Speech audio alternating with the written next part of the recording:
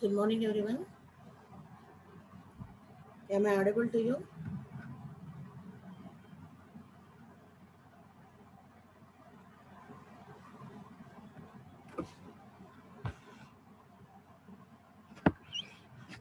Is my voice clear or not?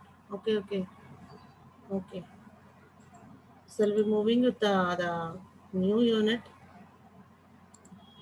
that is distributed file system. Actually, last class was disturbed because of the issue, network issue. I couldn't continue in the last class. Right.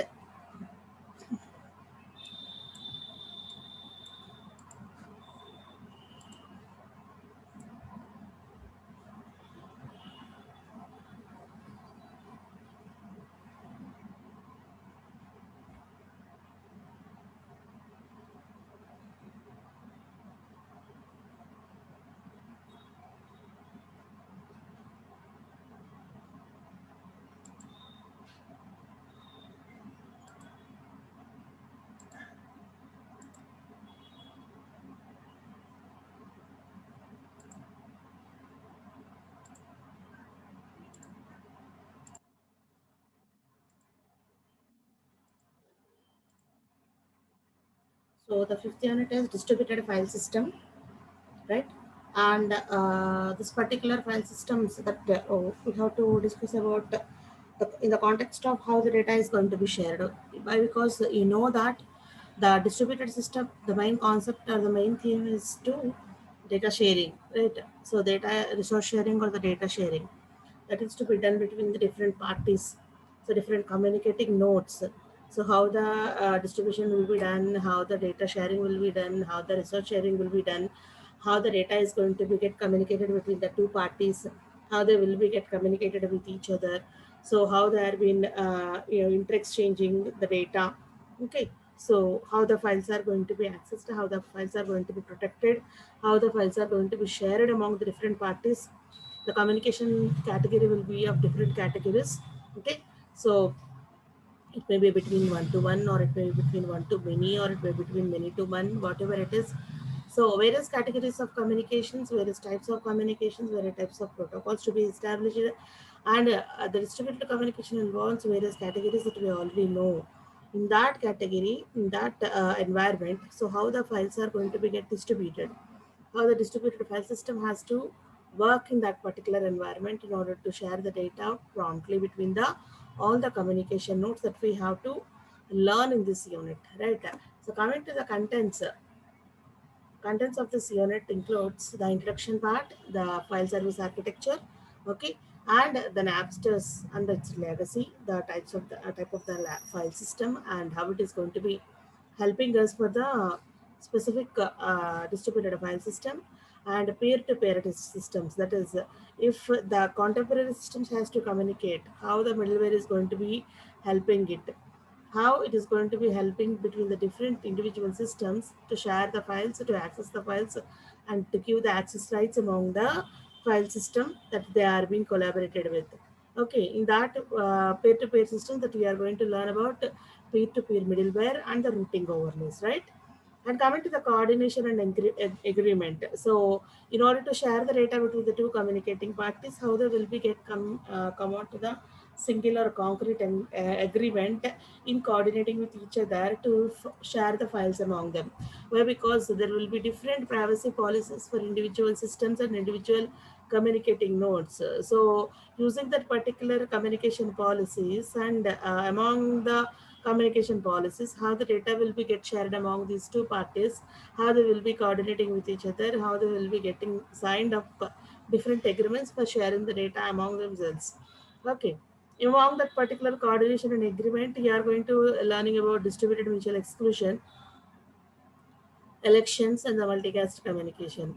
So what is this meant by the distributed mutual exclusion? Already in about the mutual exclusion, and you also learn about what is the elections and how this particular elections will be come into the context of distributed file system, and what about the multicast communication that could be happened in context of the DFS. That is how the DFS is going to be serving the multicast communication, or how the multicast communication is surviving with the distributed file system that you are going to see in this. DFS. Okay. So coming to the first thing, that is the storage model evaluations. So what are all the different storage models that you're having? Okay. So right from the manual file management with the paper ledgers. So until the system of decentralized file system. Now you are going to use the decentralized file system.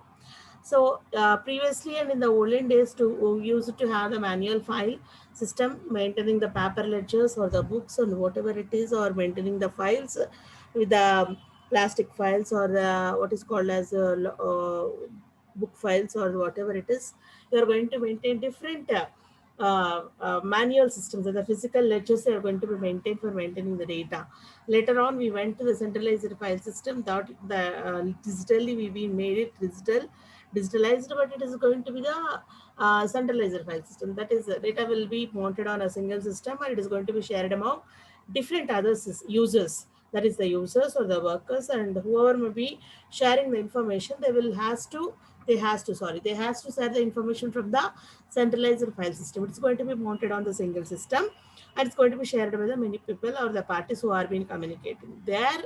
From there onwards, we went, if the system got failure, or if the system got any error, or it's been crashed because of something, how the data has to be secured. So and at the same time, if the system has been connected with the multiple users or the multiple persons, if the rush has been, or if the traffic has been gone increased on the single system, the accessing feasibility or the efficiency is going to be decreased. So many people has to get waited, or the prompt response from the centralized file system maybe get degraded or the decreased. So that's why we went on for distributed file system. That is, data will not be resided on a single system, but the files are being distributed and divided among the different parties, and it is going to be shared from that particular system itself. That is, if a file is related to any other hospitals or whatever it is, it's been mounted on some system, or if the files are being related to any office records, it will be mounted on some server system. In that way, the file system has been distributed among the different parties, right? So from the paper ledgers, we got to the centralized system, and thereon we went to the distributed file system. Now you are going to use the decentralized file system. So decentralized file system, that is nothing but, what is the difference between the distributed file system? What is it going to the decentralized file system? We will see. Actually, we are been using the decentralized file system itself, but what could be the difference between distributed file system and the decentralized file system? If you know about the distributed file system, obviously you are knowing about the difference between the DFS and the decentralized file system. Distributed file system ki decentralized file system ki మీకు difference తెలియాలి అని అంటే you have to know about the distributed file system, then you are able to know what is a decentralized file system, right? These are all the storage models that got evaluated in different phases. And coming to the evaluation of the computing, that is, what are how the computing systems got evaluated, ఎలాగ computing systems మనకి evaluate అయ్యాయి అంటే, if you see the category basis on the data size of different computing systems, data size of the different computing systems, here we have given with the requirement of the small data size to the requirement of the large data size. Okay, so they have been given the top to bottom evaluation. There is a present evaluation is at the bottom, and the old evaluation is at the top. So they have been given in the form of a single core to the cloud computing, and levels are been given in different ways, and the processing things has also been given in different ways. Okay, so this is how the computing evolution has been gone through. One moment, give me a moment.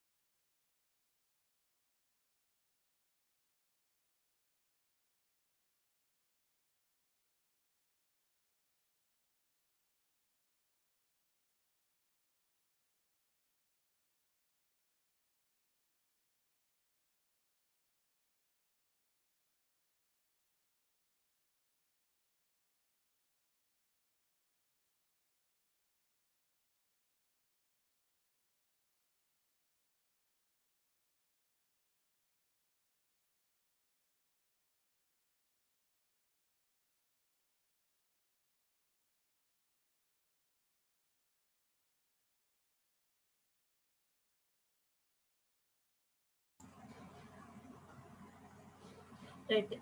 Coming to the core evolution. So how the core evolutions are given a pyramid here. So from the single core, we have been evaluated up to the cloud computing. So in the single core processor, that is at the top level of the pyramid, we are having the single core and the single processor, or the single core with a multiprocessor. That is depending upon the hardware that you are going to use.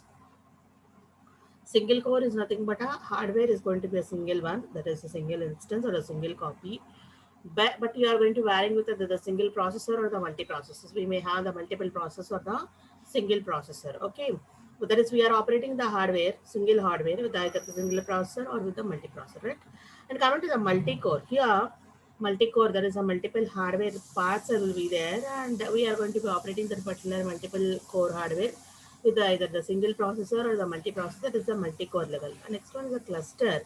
Here, cluster of multiprocessors with a shared memory and also a distributed memory. That is the third evolution category got into group of processors either with a shared memory or with a distributed memory, or this particular two categories may be varying in single or multi-core as usual.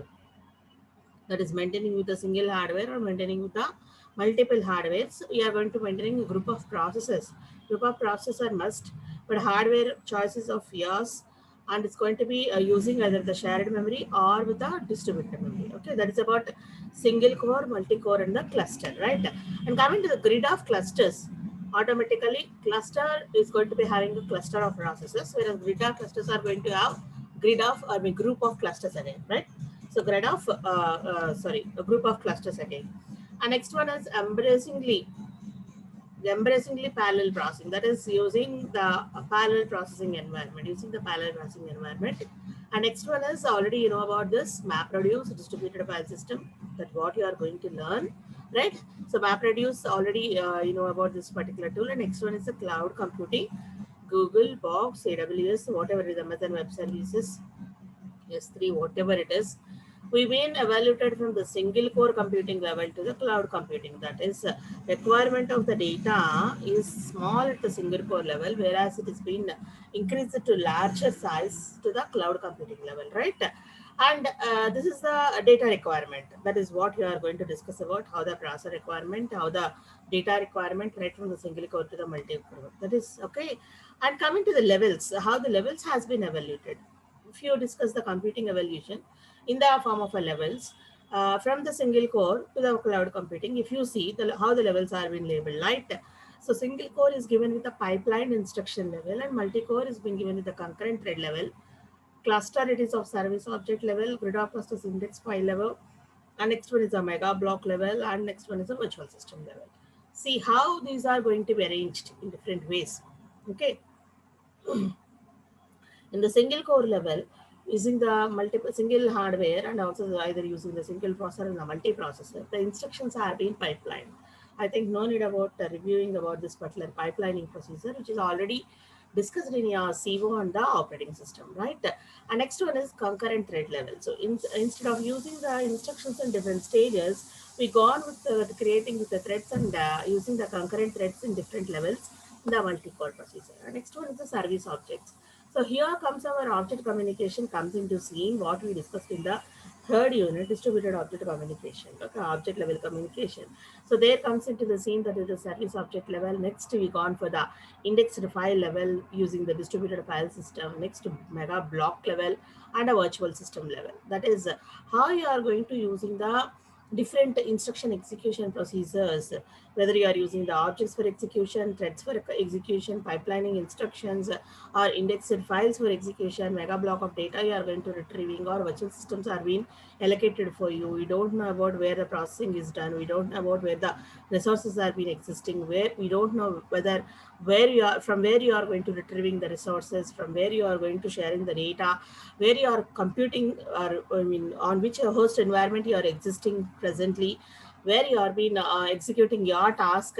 All this is are not known in the virtual system level. In that way, the level of execution came from pipeline instruction level to the virtual system level. That is how the computing evolution has been done. So according to the requirement of the data size from the single core to the cloud computing, or from the pipeline instruction level to the virtual system level, how the distributed file system has been came into the particular era of mega block level. So in the mega block level, we do have the distributed file system. So how this distributed file system has been working with along with the storage models. So already మనం storage models చూసాము. Storage models compare చేస్తే మనకి ఇక్కడ computing levels ఇచ్చారు. So computing లెవెల్స్లో మనకి data requirement smalls to the large వచ్చింది. So ఇక్కడ మనకి ఎలాగ మనకి ఎగ్జిక్యూషన్ జరుగుతుంది.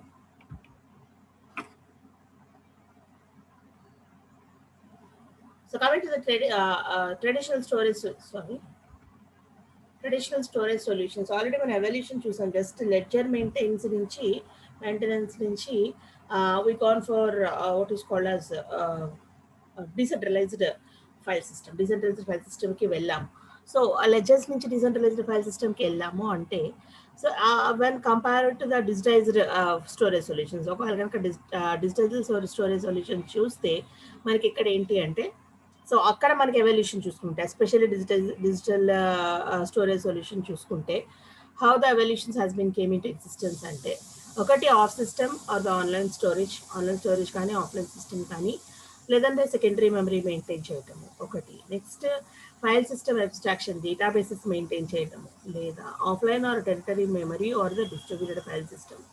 ఆఫ్లైన్ కానీ టెరిటరీ మెమరీ కానీ డిస్ట్రిబ్యూటెడ్ ఫైల్ సిస్టమ్ అయినా ఏదైనా ఒకటి, అది మనం చూడటము. లేదా redundant array of inexpensive disk, already RAID level indexing or RAID level file system మీకు తెలుసు. ఆల్రెడీ రైడ్ సిస్టమ్ మీరు ఆల్రెడీ సివోలో నేర్చుకుంటారు. Net the same time operating సిస్టమ్లో కూడా ఉంటుంది. మేబీ మీకు ఫైల్ సిస్టమ్స్ ఉంటే అందులో కూడా ఇది వచ్చి ఉంటుంది. Okay, redundant array of inexpensive disk, ఇది ఒక type of storage scheme. Next network accessible storage, అంటే నెట్వర్క్ మనం స్టోరేజ్ని యాక్సెస్ చేసుకోవడము.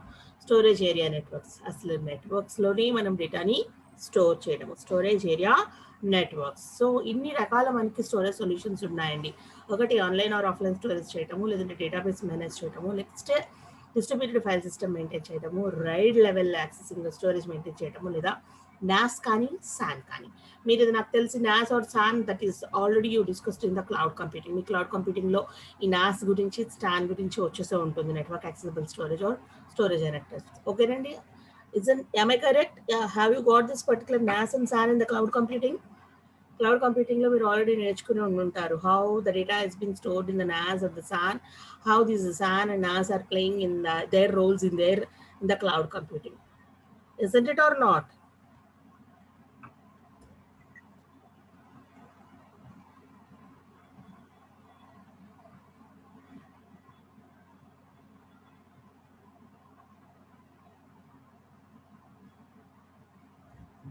Right.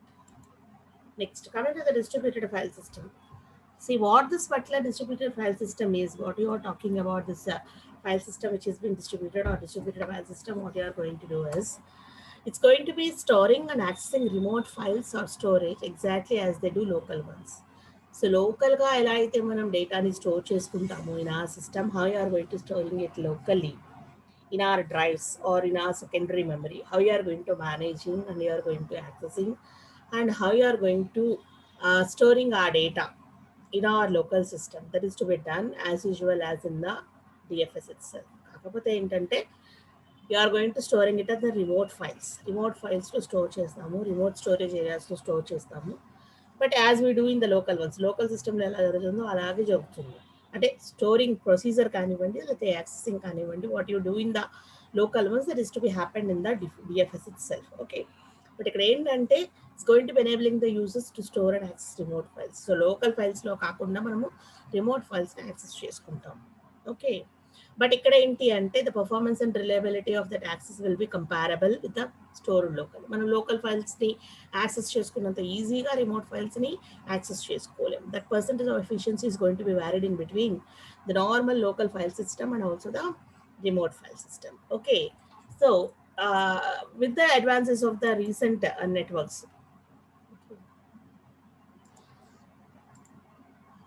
So with the advances in the higher bandwidth and connectivity of the switched local networks and the different wireless and wired mode of communication, it's disk organization has been led to the high performance and highly scalable file systems. ఎప్పుడైతే మనకి నెట్వర్క్స్లో కానీ కమ్యూనికేషన్లో కానీ లేదంటే మాడ్యులేషన్లో కానీ different file system ఆర్గనైజేషన్స్లో మెథడ్స్లో మనకి మార్పు రావాలి అని అంటే ఎలాగ డేటాను మనం ఎఫిషియెంట్గా స్టోర్ చేయగలుగుతున్నాము అని అంటే recently we have been seeing the cloud system. Previously we didn't have any cloud system. We are going to storing our data as usual. మనకి ఇప్పుడంటే క్లౌడ్ సిస్టమ్ అనే ఒక ప్రొసీజర్ ఒక మెథడ్ వచ్చింది, కానీ మనకంటూ ఇదివరకు డేటాబేసెస్ లేకపోతే ఇవన్నీ డిఫరెంట్ ట్రెడిషనల్ స్టోరేజ్ ఎవల్యూషన్స్లో మనకి సెకండ్ అండ్ థర్డ్ స్టేజెస్లోనే ఉండేవాళ్ళం. It doesn't know about this cloud systems and all those things. So ఎప్పుడైతే higher bandwidth accessing, network connectivity, local switching network switching of the network system ఎప్పుడైతే high efficiency వచ్చిందో మనకు ఆటోమేటిక్గా file సిస్టమ్స్లో కూడా heavy efficiency or heavy performance వచ్చింది. అయితే ఇక్కడ what are all the functional and non functional requirements for distributed file system? ఒక డిస్ట్రిబ్యూటెడ్ ఫైల్ సిస్టమ్కి కావాల్సిన functional and non functional requirements ఏంటి? If it has to be survive in the higher bandwidth connectivity of switched local networks and the what is called as recent advances in communication advances ni alage higher bandwidth connectivity systems ni hold up cheyalante, cope up cheyalante, what are all the different functional requirements of the DFS and non-functional requirements of the DFS? Functional requirements enti, non-functional requirements వచ్చేటప్పటికి ఏం జరుగుతుంది అంటే we should open the files, should close them, read and write, and access control has to be given to, and the directory organization has to be given. In this way, the functional requirements are being varied. ఒక file సిస్టంలో మనం ఏం చేస్తాము? ఒక ఫైల్ని open చేసుకోవడం, close చేసుకోవడం, read చేయటం, రైట్ చేయటం, దాని యాక్సెస్ రైట్స్ మనం హోల్డ్ చేయటం, అలాగే డైరెక్టరీని ఆర్గనైజ్ చేసుకోవడం, అంటే మనకు కావాల్సినటువంటి డేటాని స్టోర్ చేసుకోవడం. All these are in the functional requirements that could be faced in real time లో మనకి రిక్వైర్మెంట్స్ కావాల్సి ఉంటాయి. అండ్ వేరస్ నాన్ ఫంక్షనల్ రిక్వైర్మెంట్స్ ఏంటి అంటే irrelative or irrespective of the operations that you are going to perform, or for operations తో సంబంధం లేకుండా మనకి నాన్ ఫంక్షనల్ రిక్వైర్మెంట్స్ ఏమున్నాయి ఈ డిఎఫ్ఎస్కి సంబంధించి అంటే scalable, fault tolerant, and secure. Automatica, as this particular distributed file system is publicly open to all the communication parties which are being connected to or the networks, they should be secure. Okay, so ఓపెన్గా మనం సిస్టంలో connect అయి ఉంటాము, మన different నెట్వర్క్స్తో connect అయి ఉంటాం కాబట్టి మన ఫైల్ సిస్టమ్ని, మన రిసోర్సెస్ని సెక్యూర్ చేసుకునే రెస్పాన్సిబిలిటీ మనది. That is the security is the main concern. Next one is fault tolerant. No data should be consisting of any faults, should be a fault tolerant, or if at all any operation has been failed or any what is called as mischievous operation has been performed, or any faulty operation has performed, it is to be get tolerated. So మన system, మన data, మన resources పక్కడ్బందీగా మనము prepare చేసుకుని పెట్టుకోవాలి. Even that's been ఇది are been shareable. అవి shareable అని అంటే ఆటోమేటిక్గా సెక్యూర్డ్ అయి ఉండాలి. అలాగే ఏదైనా ఒక ఎర్రర్ జరిగినా కూడా డేటాని మనము టాలరేట్ చేయగలగాలి, ఆ పర్టికులర్ ఫాల్ట్ని టాలరేట్ చేయగలగాలి. And if at all any additional data or additional features has to be added to the file system, they has to be ready for adding or adaptation. అవి add చేసుకోవడానికి మనకి రెడీగా ఉండాలి. That is scalable. It is to be editable or defendable or it is called as appendable. It's going to be addable అనమాట. దాన్ని మనం add చేసుకుని store చేసుకునేలాగా, ఫీచర్ని యాడ్ చేసుకునేలాగా, లేదా డేటాని అడిషనల్గా స్టోర్ చేసుకునేలాగా మనకి ఫీచర్ ఉండాలి. That is with the corresponding non-functional requirements are the scalability is to be maintained, fault tolerance has to be cope up, and security is also to be provided, right? So this is about the DFS. DFS is going to enabling us to store the data and access the data from the remote files, and the comparison between the normal file system and the DFS has to be comes into scene regarding its performance and reliability. And with the recent advances of the higher bandwidth and the connectivity, obviously there is the highest performance in the DFS system. Coming to the functional requirements, obviously all the access controls of the files we do need, and we have to have the directory organization, and the non-functional requirements are maintaining the security, fault tolerance, and the scalability of the system, right? Coming to the file system modules, అసలు file సిస్టంలో ఏమేమి modules ఉంటాయి? What are all the different modules that you are going to access? So whenever a user or a communication node wants to access a data from a file system of another system, వేరే system నుంచి కానీ, వేరే network నుంచి కానీ, వేరే environment నుంచి కానీ ఒక ఫైల్ సిస్టమ్లో ప్రెజెంట్ అయిన ఒక ఫైల్ని యాక్సెస్ చేసుకోవాలి అని అంటే what are all the modules it has to travels through. So ఏమేమి మాడ్యూల్స్ అది క్రాస్ చేసి వెళ్ళి దాని డేటా తెచ్చుకోవాలి.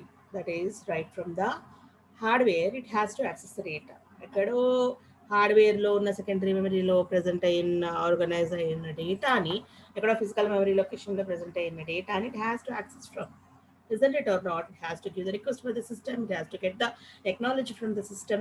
System request ఇవ్వాలి, acknowledgement తెచ్చుకోవాలి. బట్ దాని నుంచి లోపలికి వెళ్ళి డేటాను ఆర్గనైజేషన్ ఫెన్సెస్ని దాటుకొని వెళ్ళి it has to receive the data.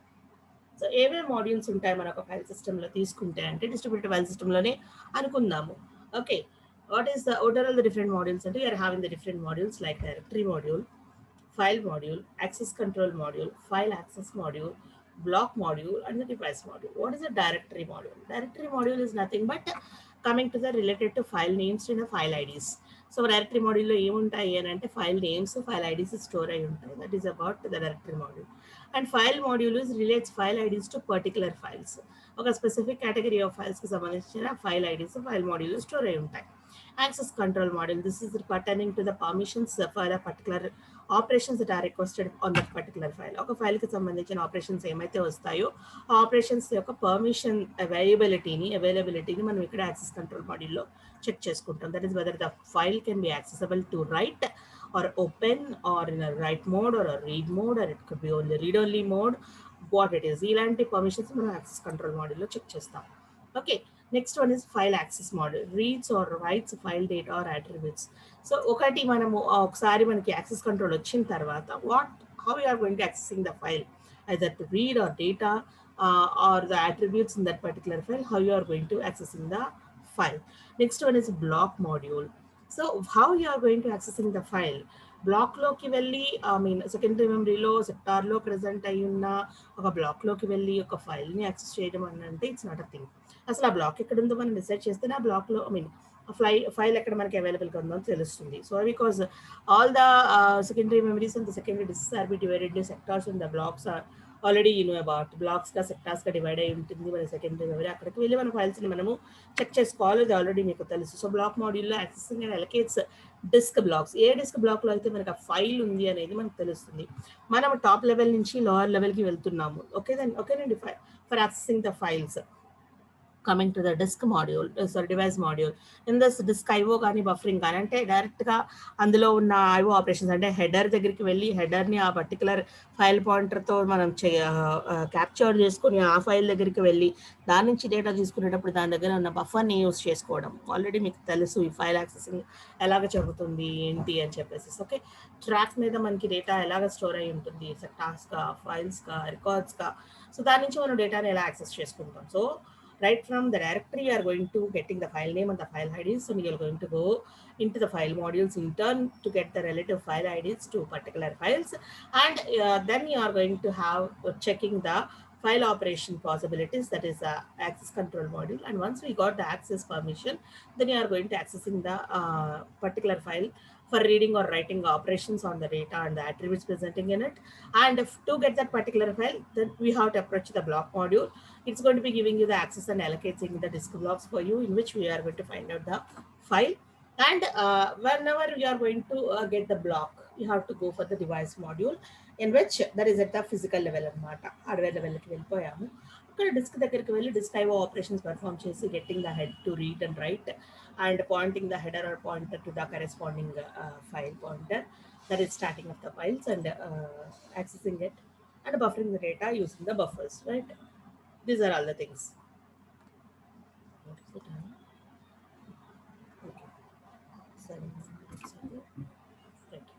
So I think you got an idea that what could be the file system models. I'll give you a picture already in about, I think.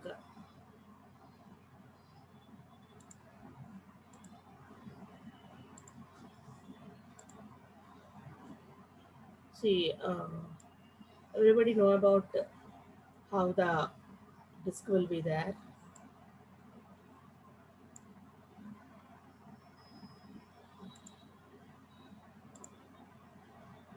So how the disk is going to be, sorry.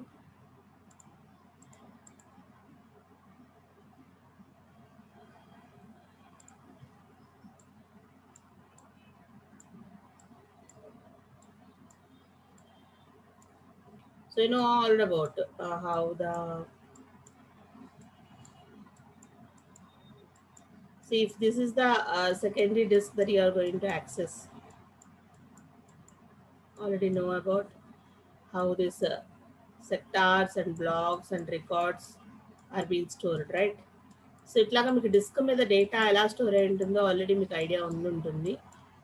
So different సెక్టార్స్గా different బ్లాక్స్గా. So మనం ఎక్కడో ఉన్న ఒక ఫైల్ని access చేసుకోవాలి. For example this is in one system. ఇదంతా కూడా ఒక సిస్టమ్ ఎక్కడో రిమోట్ సిస్టంలో ఉంది, right? We're been approaching from outside. So ఇది మన system. We're been requesting this particular system for accessing so and so file. File is been done on this particular system. ఈ సిస్టంలో మనకి file ఉంది. Okay, file is been distributed on this particular system and our own communication system it is. We are been requesting the system to access the data. So it has to give the access for your thing. So system లో మనం request వెళ్తుంది, మనం access చేసుకుంటాం, ఇదంతా బాగానే ఉంది. Especially if you go to the hardware side, అసలు మన దగ్గరికి వెళ్ళి ఫైల్ సిస్టమ్ దగ్గరికి వెళ్ళి ఫైల్లో ఉన్న ఒక డిస్క్లో ఉన్న డేటాని మనం తెచ్చుకోవాలి. ఫస్ట్ మనం ఏమంటున్నాము, డైరెక్టరీని చెక్ చేయాలి. What is that? First we have to check directory. Next, file, right? Next,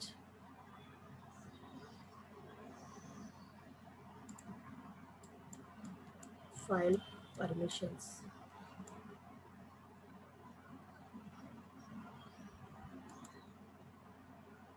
Next, access,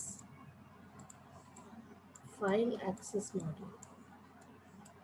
File access cheyali ante then have to go for file block.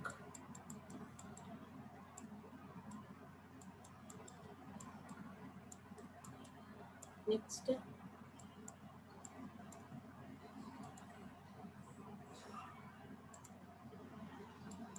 disk IO అన్నారు కదా. ఇందాక నేను చెప్పిన దాని ఆర్డర్ ఏంటి? Directory, next file system, file pointer or what is called as file permissions and file accessing, file block, next disk. Okay, so ante manamu file request cheyagane we will be given with the directory. Okay, now we will be moving to what is called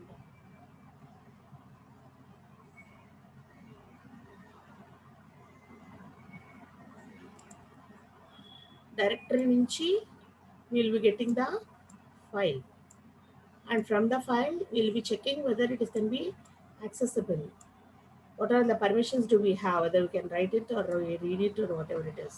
So once we got the file accessing, okay, we'll be trying to read and write. So we have to get the address of the file, right? So we are ready for read or write the particular file, but where we have to find the file, we have to get the block of that particular file, on which block it has been presenting. So for that one we have to approach the disk IO. So disk IO, what the disk IO will be doing is, disk IO is going to be having, this is the disk, and disk IO head will be there maintaining some head pointer, say, right?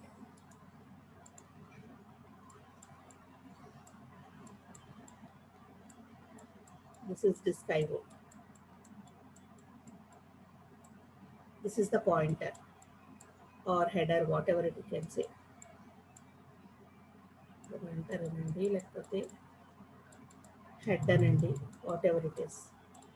Why? Because it will be leading to the corresponding track. For example, the request that we have given to, that is the data file that we want to retrieve or access or read and whatever it is presenting in this particular block. ఈ block లో ఉంది అంటే ఈ మధ్యలో అన్నమాట. The file is presenting in this particular block and this is to be accessed, right? So what we have given, some directory is there. From there, we find out the file name. From the file name, you got into the particular file permissions we got, whether it can be readable or writable. Then we gone for file accessing. We are trying to read and write it. So for trying to read and read it, we have to find out on which block the file has been presenting. In this block, the file is been presenting. And for reading that particular file block, we are being requesting the disk header or disk IO operation. So this is the disk IO operation performer. So we are been requesting this, so that a request will be forwarded to this particular one. Then the header or pointer will reach that particular block and give you the address of your file existing here. It has to traverse through. It has to traverse through the particular sector, and then you are going to find the particular block, and then you are going to find out the particular record, and that particular record we will be having so and so file. So this is how the procedure or the steps that we want to require. I think I am clear how the file is going to be get accessed. Okay, right, that is what we discussed, right? So these are the file system modules. From the directory module, file module is to be given, and file access control module, file access module, block module, and the device module. That is how the file will be get accessed from the file system, right? Coming to the file attribute or record structure.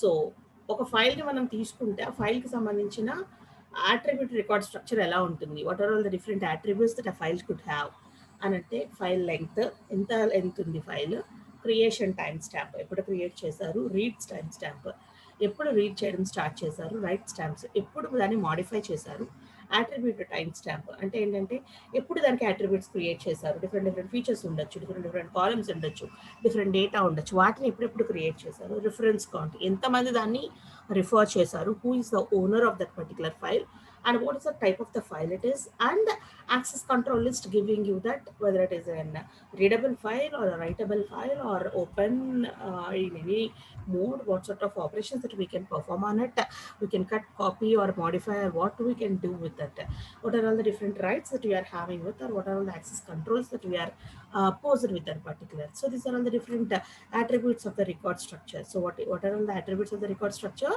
of a file length, that is the total length of the file, where when it is been created, when it has been read previously, when it has been written or modified, when those attributes have been modified individually, and how many references has been done until now, and who is the owner of that particular file, and what is the file type, and what are all the access control lists present on that particular file. These are all the different file attribute record structures. Okay, and we'll see certain sample operations of the Unix file operations in the next class. I am ending here, and all of you join the project class with 11:40.